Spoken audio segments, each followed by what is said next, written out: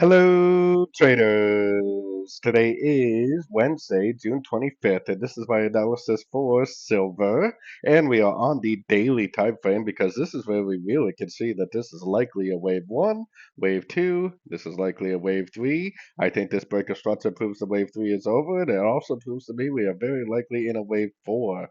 I think this potentially could go down to the 38 or the 50% to finish off a wave four before we get another push up for a wave five. So that should give us the roadmap to what to do on shorter time frames.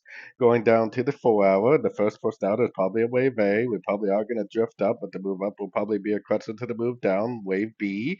And like I said, probably down to like the 38 or the 50% for a wave C of wave 4. So, keeping all this in mind, taking it down to the 1 hour time frame, we have to keep in mind that we're likely trading within a correction, which a correction is usually a very overlapping pattern. Kind of almost looks like this first wave down is the A, and potentially we are already in the wave B.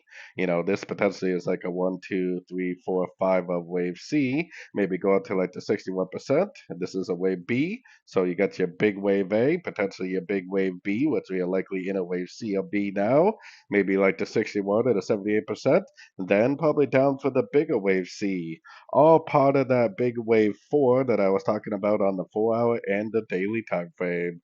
But like I said, we're likely trading within a correction, and corrections are usually very overlapping, very corrective patterns. So anyways, don't forget to check out my free Discord channel, which is linked down here in the corner. Take a look at my website, fxpipcollector.com. And as always, thank you for watching and happy trading.